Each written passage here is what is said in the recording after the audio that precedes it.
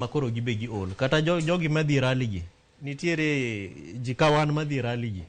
nitiere time ma wabe wadhi ol kendo wadhi wacho ni to ma pile pile nyisa ni toye ni sitoye agol kose kika gol ni kendo wadhi nyiso go kendo next week to gini nango amo mi ok gole kleo gik migolo go onge nikech ne wan gi thuolo mar the Supreme Court kendo jo Kenya te jo piny gi mateno neno kaka nene jo yalo e court kacha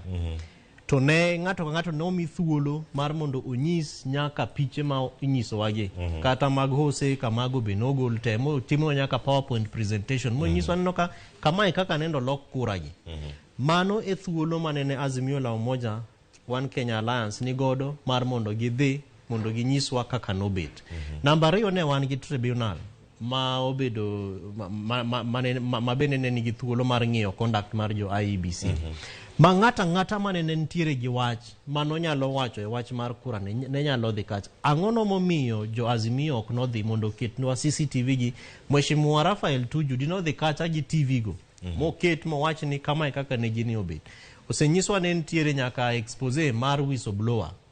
ang'ono momiyo jo Azimio giteko gite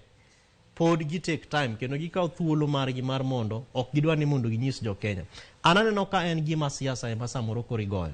to en gima rach nikech koro siasa ni goye e sama jo Kenya samoro ok dwa siasa nikech en siasa ma kendo jo Azimia ka wadhi mbele kamae mbele ka iboneno ka within 1 week Monday wuok tich nyaka tich abich giboga gorali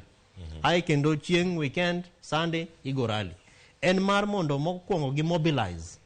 jok ma samoro gin jo wafuasi magi jo lup magi namba 2 gidwa destabilize serikal mar Mheshimiwa William Ruto mana kaka nene otimne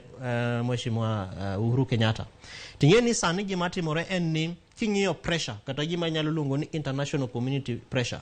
en pressure moripo bedni dhiro Azimio mar mondo gitim gikgi e yo ma chik dwaro kendo e yo ma nigi kwe emani penyo ni tamo me wach mar kwe ni wacho pile pile to international pressure ni ben pressure moripo bedni dhiro serikal mar